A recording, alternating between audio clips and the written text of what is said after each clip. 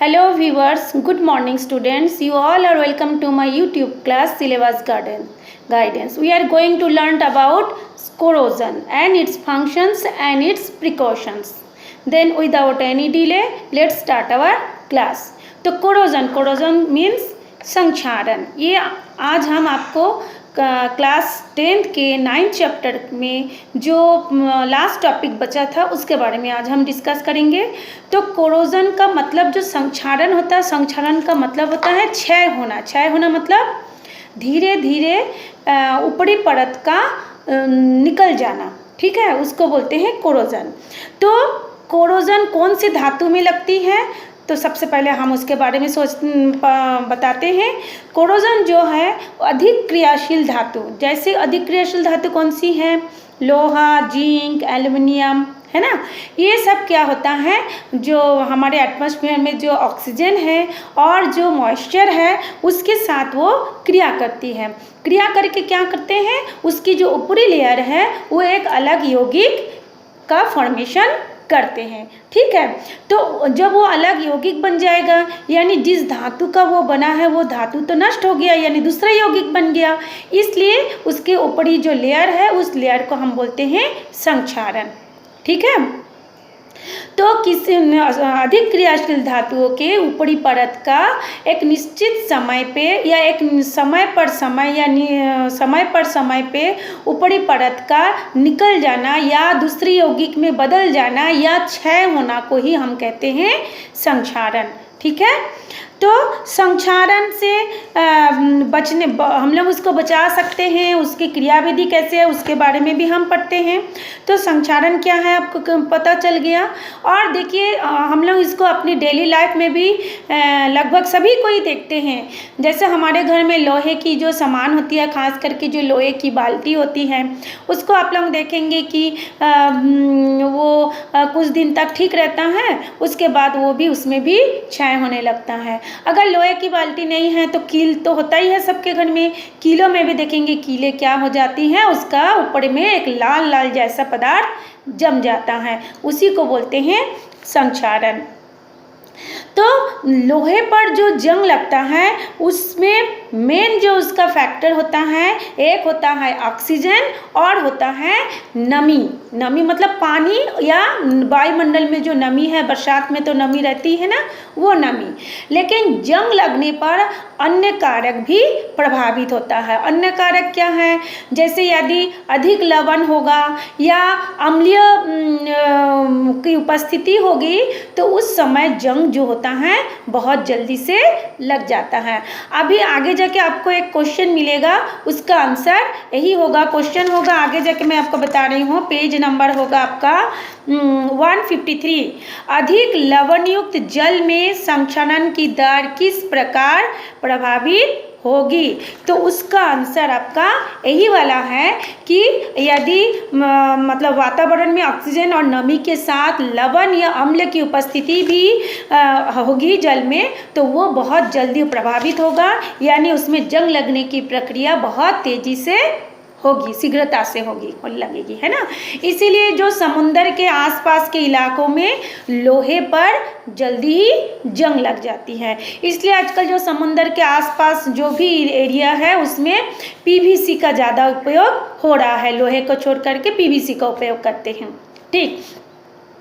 अब क्या होता है, संक्षारण कैसे होता है, अभी अभी हमने आपको बताया कि संक्षारण जो होता है धातु की प्रकृति पर निर्भर करती है ना।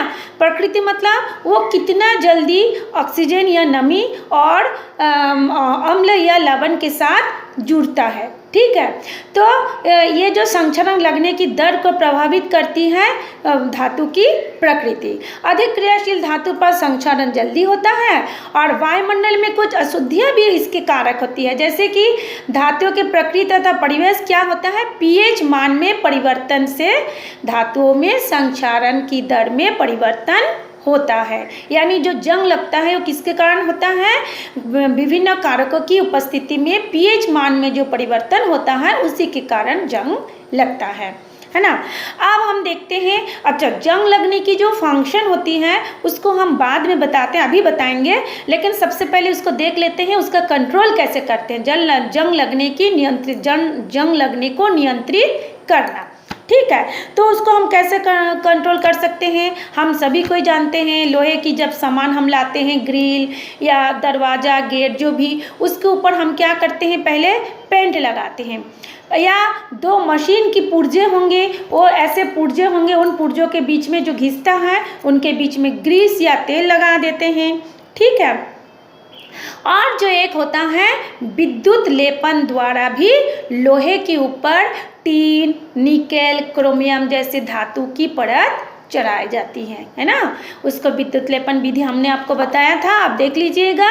उस विधि से भी हम लोहा तो है, उसके ऊपर बाकी जो अधिक प्रतिरोधी वाला जो धातु होते हैं उसका हम लोग परत चढ़ा देते हैं, ठीक है। अच्छा अब देखिए, जो तो कौन सी धातु की परत चढ़ाएंगे, जो अधिक सक्रिय धातु का उपयोग करके भी धातु के संरक्षण को हम लोग बचाया जा सकता है। यह प्रक्रिया क्या कहलाती है, सैक्रिफिशियल प्रोटेक्शन। मतलब अधिक सक्रिय धातु को हम लोग लोहे के ऊपर चढ़ाएंगे, फिर उसको, या जो जिंक है, एल्युमिनियम में भी संक्षारण होती है, उसकी संक्षारण थोड़ा धीमी गति से होती है ना। तो उस प्रक्रिया को जो उसके ऊपर जो पतली परत चढ़ाई जाएगी, लोहे के ऊपर जो जिंक की पतली परत चढ़ाई जाएगी, उस प्रक्रिया को हम बोलते हैं गैल्वेनाइजेशन या गैल्वेनाइज्ड, है ना। तो गैल्वेनाइज्ड लोहे के बारे में तो आप लोग सुना ही होगा, उसमें लोहे की वस्तु के ऊपर जिंक की पतली परत चढ़ाई जाती है। जिंक क्या होता है, लोहे से ज़्यादा क्रियाशील होती है, इसलिए वो ज़्यादा आसानी से ऑक्सीजन से क्रिया करता है तथा मोटी परत जिंक ऑक्साइड बनाता है। अच्छा, जब वो जिंक ऑक्साइड के रूप में बना करके रह जाता है तो जिंक के अंदर जो लोहा है वो जंग लगने से बच जाता है, ठीक है। और कुछ धातुओं में जंगरोधी विलयन लगाकर भी संक्षारण से बचाव हो सकता है।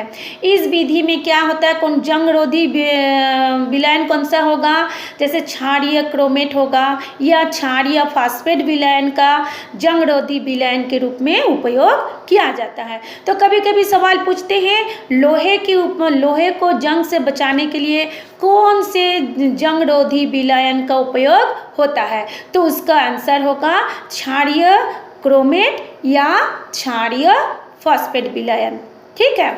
और कभी कभी क्या होता है, लोहे को अन्य धातुओं के साथ मिलाकर के मिश्र धातु बनाते हैं जिन पर भी जंग नहीं लगता। जैसे देखिए, हम लोगों का स्टील का जो बर्तन होता है ना, वो भी क्या होता है, जो लोहे से ही बना है ना। तो लोहे के ऊपर और भी मिलावटी करके उसको हम लोग बनाते हैं और वो जंग भी नहीं लगता और बहुत लंबे समय तक चलता भी है, ठीक। अभी हम लोग पढ़ेंगे कि लोहे पर जंग लगने का जो केमिकल थ्योरी होती है उसके बारे में, तो क्रिया कैसे होती है, ठीक है। तो लोहा क्या होता है, लोहा को हम जानते हैं कि वो Fe होता है ना, लोहा मतलब Fe। अब वो जब जंग लगेगा तो उसको तो दूसरे यौगिक में बदलेगा ना, लोहा तो धातु है, Fe हो गया, तो कैसे बदलता है। देखिए, आपके सामने हम एक लोहे में जंग लगने की रासायनिक अभिक्रिया का एक चित्र दिया है, चित्र को देखिए। उसमें देखिए, सबसे पहले देखिए लोहा यानी Fe, लोहा यानी Fe, ठीक। हम स्टेप बाय स्टेप आराम से बताते हैं। Fe क्या हो गया आपका,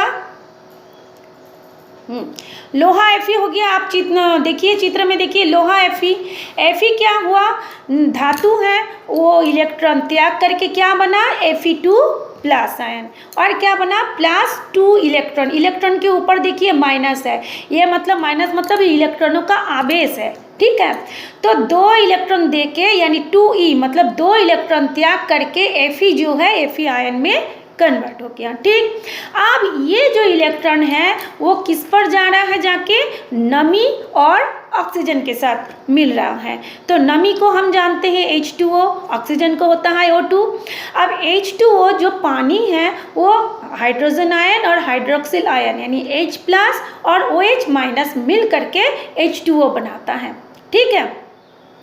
तो ये जो H2O में से जो OH माइनस है ना, वो उस वहाँ पे जाके वो जम गया 2 इलेक्ट्रॉन। ठीक, अब 2 इलेक्ट्रॉन जाके ये जो देखिए इधर में भी हमने दिखाया है, देखिए H2O है। ठीक, वो क्या हो गया H प्लस और OH माइनस आयन में डिवाइड हो गया। Fe जो है वो 2 इलेक्ट्रॉन त्याग करके Fe2 प्लस आयन बनाया। ठीक, और ये Fe2 प्लस आयन जो होता है वो जो हाइड्रोक्सिल आयन यानी OH जो आयन है उसके साथ जुड़ करके FeOH होल 2 बनाया है। ठीक है, ये देखिए हमने इसमें भी दिखाया है, आपके चित्र में भी बना हुआ है, ये देखिए ये, हाँ, इसके ऊपर ये देखिए FeOH होल 2 बनाया। ठीक, जब ये अब क्या होता है, ये तो पानी के साथ जुड़ गया, अब क्या होगा, वो ऑक्सीजन के साथ जुड़ेगा। ऑक्सीजन क्या है, गैस है, तो ऑक्सीजन के साथ जुड़ करके फिर क्या बनाएगा, Fe2O3। और देखिए इसमें एक बिंदु है, बिंदु का मतलब होता है गुणित, और उसके बाद देखिए XH2O यानी जितने जितने वो नमी उसमें जुड़ते जाएगा उसकी संक्षारण की दर उतने ही होती जाएगी। इसमें कोई संख्या नहीं है कि ज़्यादा है तो ज़्यादा होगी, कम होगा तो कम, इसलिए गुणित, बिंदु का मतलब होता है गुना, गुना x का मतलब होता है नंबर ऑफ H2O। ठीक है, तो उसके साथ ये जुड़ करके बन गया। अच्छा, जो शुरू में हमारा जो Fe2 प्लस था वो इलेक्ट्रॉन दे रहा है यानी वो एनोड हो गया, और ये जो H2O है वो OH माइनस जो है वो इलेक्ट्रॉन को ले रहा है, वो कैथोड हो गया। ठीक है, इस तरह से ये पूरी क्रियाविधि हो गई। आशा करती हूँ आपको समझ में आया होगा, आएगा तो ज़रूर इसको लाइक कीजिएगा। ठीक, अच्छा, उसके बाद हम लोग नीचे देखते हैं, ये देखिए उसी को हमने जो बताया है स्टेप बाय स्टेप लिखा हुआ है, एक एक स्टेप देखिए लिखा हुआ है। ये देखिए Fe2 प्लस के रूप में विलयन में चला जाता है। देखिए इसमें ये दिया हुआ है एरो करके, नीचे देखिए, हाँ, फिर देखिए ये क्या हो गया, एनोड हो गया। नीचे देखिए ये कैथोड पर क्या हो रहा है, ये कैथोड है, इसमें कौन कौन जुड़ रहा है, कैथोड में कौन है, पानी है और ऑक्सीजन है। वो जो इलेक्ट्रॉन है वो इलेक्ट्रॉन आके जुड़ा, जुड़ने के बाद 4OH हो गया। हाँ, मैं एक चीज़ और बताऊंगी, बच्चे हमेशा घबरा जाते हैं, मैडम Fe में से तो 2 इलेक्ट्रॉन निकला तो यहाँ 4 इलेक्ट्रॉन कैसे हो गया, है ना। तो मैं ये तो बहुत आसान बात है, क्योंकि जितने पानी और ऑक्सीजन होगा संक्षारण की दर उतनी ही तेजी से होगी। यानी उसमें से जो 2 इलेक्ट्रॉन निकला था, अब उसमें से क्या हो जाएगा, 4 इलेक्ट्रॉन निकलेगा, फिर 8 इलेक्ट्रॉन, 12 इलेक्ट्रॉन, ऐसे करके पूरा इलेक्ट्रॉन निकलते जाएगा, और एक दिन वो लोहा जो होगा पूरा जंग लग के चूर चूर पदार्थ, लोहा कुछ बचेगा ही नहीं, पूरा Fe2O3 में बदल जाएगा। इसलिए यहाँ पे 4 इलेक्ट्रॉन है, मतलब लोहा ज़्यादा मात्रा में आयनाइज्ड हो गया। ठीक है, इलेक्ट्रॉन ज़्यादा हो गया, तो इसको आप लोग समझिए, ये नहीं है कि उसमें 2 था तो यहाँ पे कैसे 4 हो गया। अच्छा, जितने इलेक्ट्रॉन वहाँ से निकला, जैसे 4 इलेक्ट्रॉन निकला तो देखिए इसमें 4OH हुआ। ठीक है, अच्छा, इसी पर एनोड पर Fe2 प्लस आयन OH से आयन से क्रिया करके FeOH होल 2 सॉलिड बनाता है। ये देखिए FeOH होल 2 सॉलिड बनाता है। ये आयरन जो होता है हाइड्रोक्साइड वायुमंडल में ऑक्सीजन के द्वारा नमी की उपस्थिति में हाइड्रेट आयरन ऑक्साइड बनाता है। ये देखिए इसको बोलते हैं हाइड्रेट आयरन ऑक्साइड। ये जो हाइड्रेट आयरन ऑक्साइड है इसी को कहा जाता है रस्ट या जंग। तो कभी कभी पूछा जाता है जंग का सूत्र लिखिए, तो आपको इसी को लिखना पड़ेगा, Fe2O3 गुना माने बिंदु डॉट XH2OS, यानी इसका नाम क्या हो गया, हाइड्रेट आयरन ऑक्साइड। ठीक, तो जंग का सूत्र क्या हो गया, हाइड्रेट आयरन ऑक्साइड। ठीक है, अब हम लोग नेक्स्ट टॉपिक में जाते हैं, मिश्र धातु। मिश्र से पता चलता है मिलावटी, धातु से पता चलता है धातुओं का मिलावटी, है ना। तो इसको क्या बोलते हैं, जो किसी भी धातु के गुण धर्म को अच्छा, सबसे पहले हम ये बताते हैं मिश्र धातु किसे कहते हैं। दो या दो से अधिक धातु या अधातुओं को मिलाकर के एक नया धातु बनाया जाता है, इसको बोलते हैं मिश्र धातु। मिश्र मतलब मिलाया जाता है। ठीक, अब सवाल होता है कि हम मिश्र धातु क्यों बनाते हैं, ठीक है ना। तो धातुओं की क्वालिटी को बेटर करने के लिए, मतलब उसके गुणधर्म को बढ़ाने के लिए, बेहतर करने के लिए मिश्र धातु बनाया जाता है। इसमें क्या होता है, ऐसा समांगी मिश्रण जिसका जो अवयव होगा एक धातु हो तो मतलब एक धातु होगा, बाकी दूसरा धातु होगा या अधातु होगा, उसको बोलेंगे मिश्र धातु। लेकिन एक चीज़ और, मिश्र धातु के बारे में सब जानते हैं लेकिन बहुत कम लोगों को ये पता है कि मिश्र धातु को ठोस विलयन भी कहा जाता है। तो कभी कभी कंपटीशन एग्जाम में पूछते हैं एक ठोस विलयन का उदाहरण दीजिए, तो हम बोलेंगे पित्तल, कांसा, जर्मन सिल्वर, है ना, बहुत सारे है, स्टेनलेस स्टील, गन मेटल। तो हम घबरा जाते हैं, ये विलयन, ठोस विलयन किसे कहते हैं। विलयन तो जो बहता है, ठोस जो कड़ा होता है, ये ठोस विलयन क्या है, तो ठोस विलयन है मिश्र धातु। ठीक है, तो मिश्र धातु, इसमें भी एक क्वेश्चन आएगा आपका पेज नंबर 153 में कि मिश्र धातुएं क्यों बनाई जाती है। ठीक है ना, एक क्वेश्चन आएगा, आपको मैं क्वेश्चन दिखा रही हूँ, ये देखिए सेकंड क्वेश्चन, पेज नंबर 153, मिश्र धातुएं क्यों बनाई जाती हैं। चलिए अब हमको आंसर पे आते हैं। मिश्र धातु बनाने का मुख्य कारण है धातु की गुणवत्ता को बढ़ाना, उसे कठोर बनाना, उसको मतलब क्या बोलते हैं, धातु उसका गलनांक कम होने के कारण आसानी से हम उसको किसी भी सांचे में डाल करके एक नया रूप दे सकते हैं, यानी मूर्ति वगैरह बना सकते हैं। और उसको और इसके अलावा भी हम लोग विभिन्न क्षेत्र में मिश्र धातु का उपयोग करते हैं। तो कठोर बनाना, गुणवत्ता बढ़ाना और उनकी कम खर्चा में दूसरे चीज़ बनाने, यानी उसका गलनांक कम होगा तो खर्चा कम लगेगा, ईंधन कम लगेगा। ठीक, और इसको हम अब बनाते कैसे हैं। ठीक है, मिश्र धातु को बनाने के लिए एक धातु को पहले हम लोग पिघलाते हैं, फिर उसमें अन्य धातु भी मिला सकते हैं या फिर अधातु का भी निश्चित अनुपात में मिला करके मिश्र धातु बना जाते हैं। फिर इसको हम ठंडा करके मिश्र धातु प्राप्त करते हैं। ठीक है।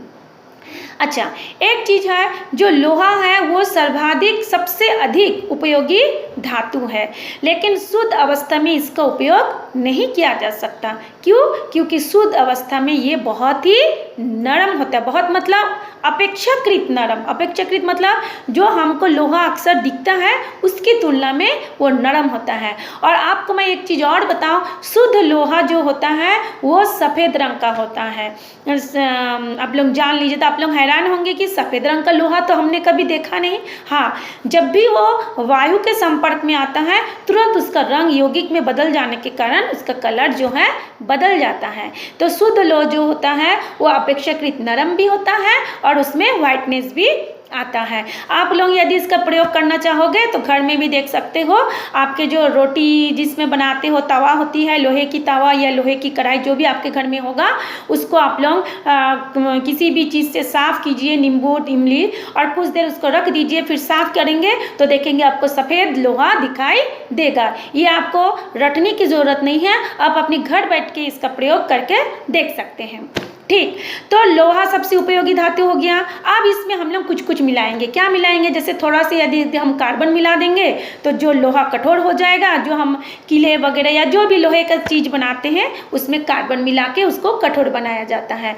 और जो स्टेनलेस स्टील जो हमारे घरों में बर्तन में यूज़ होता है उसमें भी हम लोग क्या क्या मिलाते हैं, थोड़ी सी कार्बन मिलाते हैं ताकि लोहा कठोर हो, उसमें निकल मिलाते हैं ताकि उसमें चमक आए, और उसमें थोड़ा सा क्रोमियम भी मिलाते हैं जो कि जंग लगने से बचाता है। तो देखिए स्टेनलेस स्टील में हमने क्या मिलाया, लोहे में सबसे पहले कार्बन मिलाया ताकि लोहा कठोर हो जाए, फिर उसमें हमने निकल मिलाया ताकि वो चमक आ जाए, फिर उसमें हमने क्रोमियम मिलाया ताकि वो जंग रोधी हो जाए। इसलिए देखेंगे स्टेनलेस स्टील जो होता है बरसों तक आप यूज़ करते रहिए, कभी भी उसमें जंग नहीं लगता और उस लोहे से हम लोग अपना उपयोगी बढ़ जाता है।